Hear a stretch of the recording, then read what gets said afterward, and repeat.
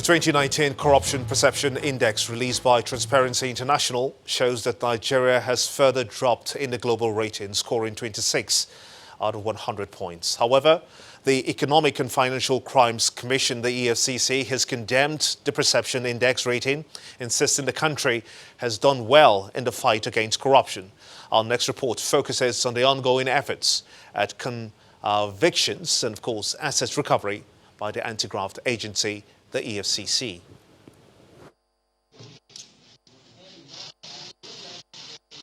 Over 3.6 billion US dollars, which is about 1.3 trillion naira, was stolen from public coffers between 2011 and 2015.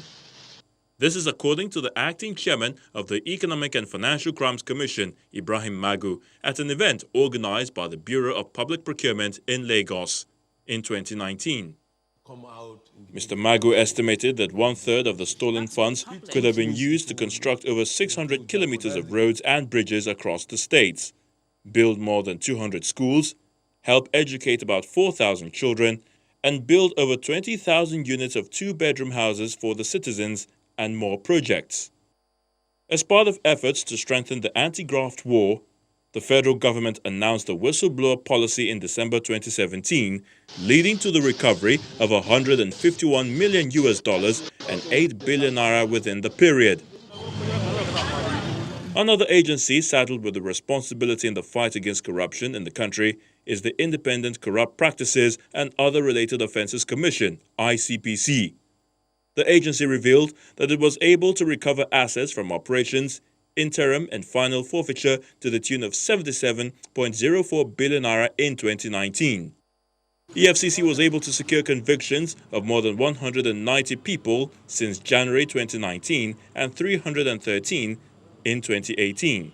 The EFCC has also secured convictions of some high-profile persons, including some former governors.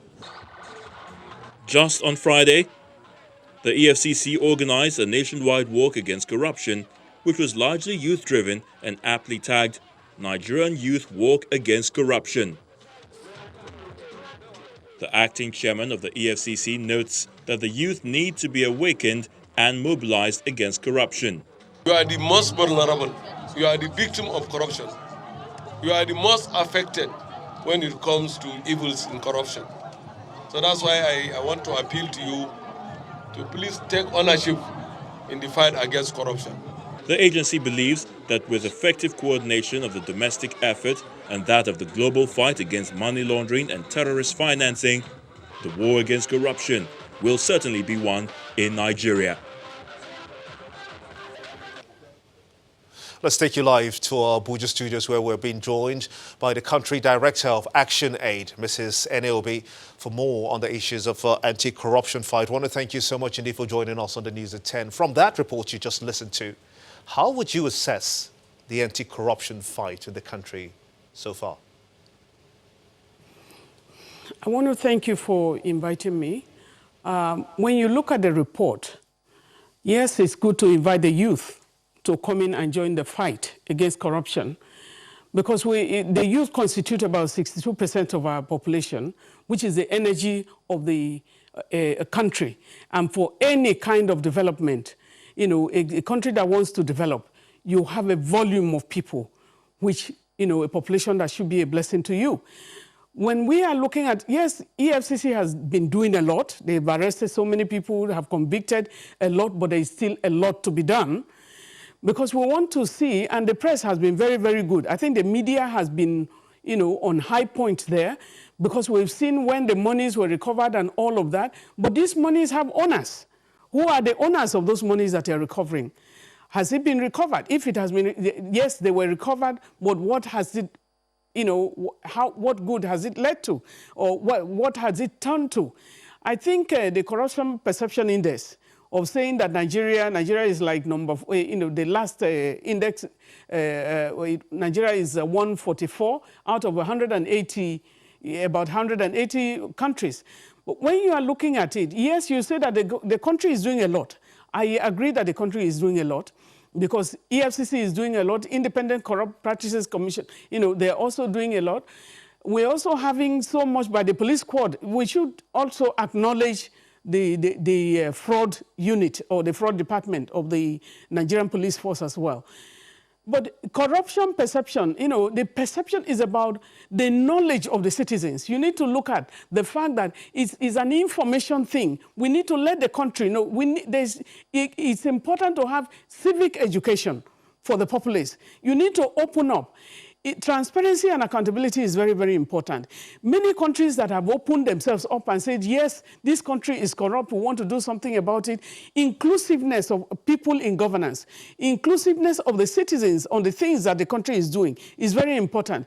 And so many of the countries that have opened themselves up that may be performing not as good as Nigeria, they have been, they've shown that they are more likely to score better marks than Nigeria. And so we need the involvement of everyone. Jump in. For the My apologies. Youth, if I may jump in, yeah. I just wanted to get it from you Yes. to just clarify when you say that what good has it turned out to be with regards to the recoveries made by the EFCC?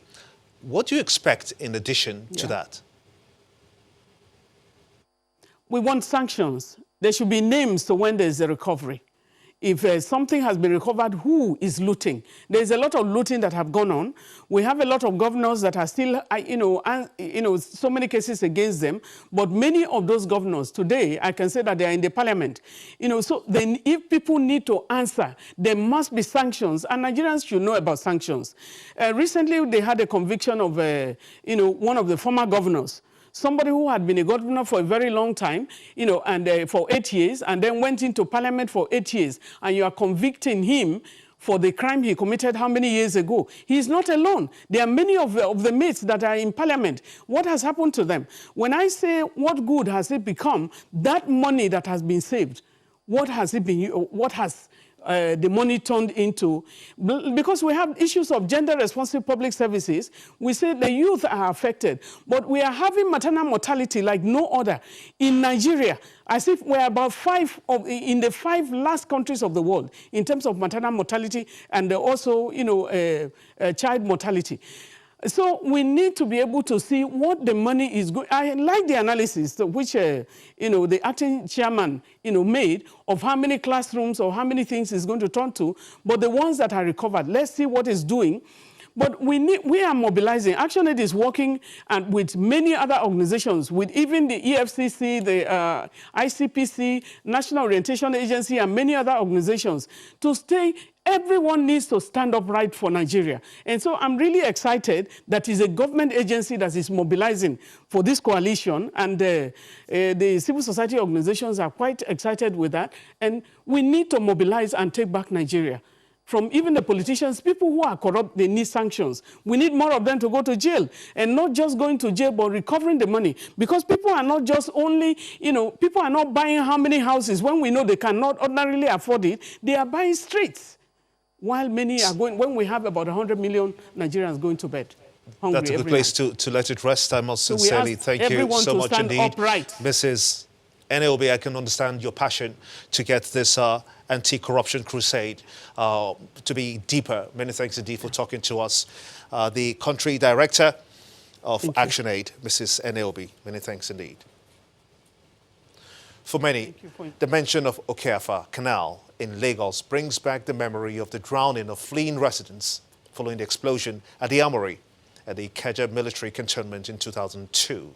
18 years after, Channels Television visits to ascertain, of course, that canal in the light of the promise of the state government to keep it and other primary waterways dredged before the rainy season. The Okeafa Canal is one of the largest in Lagos, running from the north to the south of the city. The memorial arcade where the remains of the victims of the Ikeja cantonment bomb explosions attests to how deadly the canal has been over the years. The waterway often overflows its banks whenever it rains, a threat to residents and structures close to it. Even parts of the arcade are also affected. People living and doing business around the area have complained about the state government's failure to keep it dredged. The last time a dredging equipment was deployed was a decade ago. It don't pass 10 years now. They clear it. They never do that one since that time. But we've seen sometimes when they brought some excavating materials, this machine, to come and do the clearing of the canal. Now, over the time now, we've not been hearing things about it again. The allegation by these residents are debunked by the state government. The permanent secretary in the Office of Drainage Services says Okeafa Canal, like other primary channels, is consistently maintained. The Lagos State government, up to as recently as 2016-17, still dredged a lot of our major channels. But in 2020, we're doing quite a lot, where we will be, dredging over about 60-something channels, primary channels, cleaning, dredging all over the state. We're including the Okeafa channel that you mentioned. In addition to that, we are constructing about 54 secondary collectors. The Okeafa Canal once served as a means of transportation. Residents of Iba, Igondo, Ejigbo, Oshodi and its environs took advantage of the waterway to cut short their journeys with boats on a daily basis. That alternative means of transportation has been abandoned. If we can have a means through which you can ease our movement from here straight down there and then coming back home on a daily basis, it will be a very good thing for us if the government can make a provision of that for us. Even the jetty built by the local government in 2014 to revive the water transport and ease traffic on the road has never been in use. The initiative was conceived by Kehinde Bangbeton, who was the chairman of the local government council at that time. We got approval from Lagos State government to build the jetty, and then but by the time we were finishing the jetty, there was a major development. The Fashion Bridge came up, and in building that footbridge, originally footbridge, now a vehicular bridge, trunnions and structures are dug, which blocked the passage of the canal, the free flow of water on the canal. Our efforts at that point in time to ensure that the footbridge was rebuilt to provide enough archway for boats and to ensure that the water flowed freely was not successful. Meanwhile, human activities may constitute a major challenge for the dredging agencies, and residents could make the job easier by not clogging the water channel with wastes. You're watching the news at 10 on Channels Television, reaching you live from Lagos. Let's cross over now for business news with Bisi Adebayo.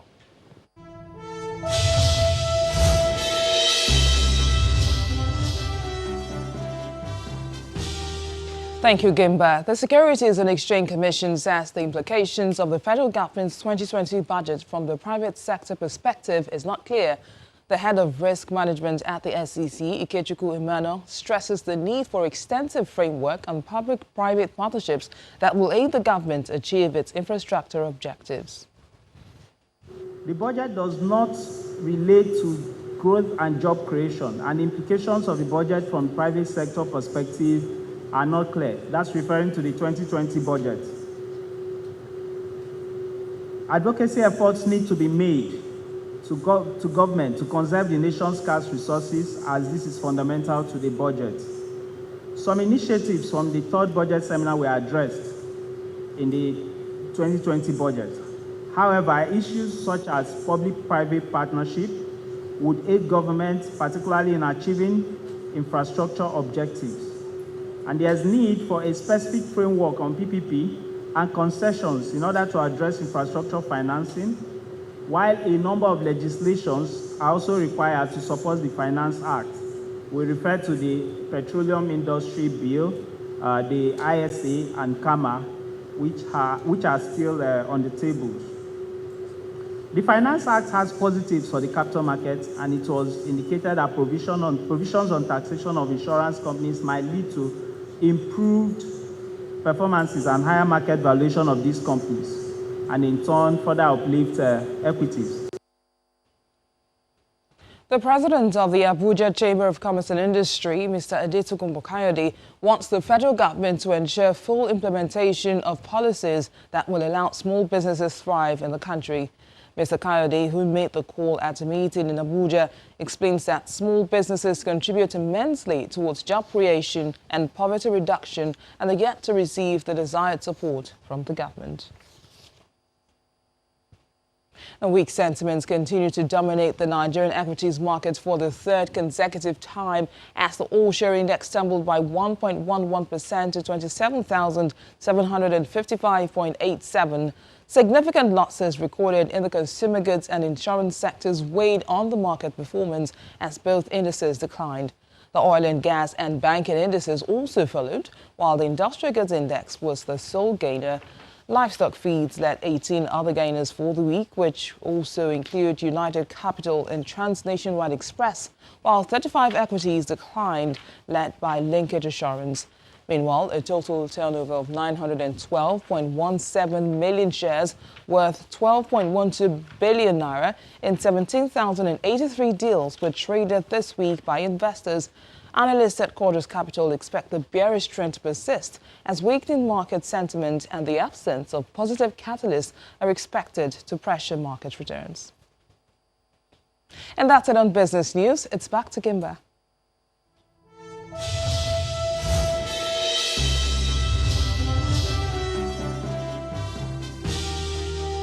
Brilliant. Thanks indeed, Bissy. Still ahead on the news at 10, Liverpool are 5 wins away from their first Premier League title in 30 years after edging a narrow victory over Norwich City to open a 25-point gap. That's in sports news. Stay with us.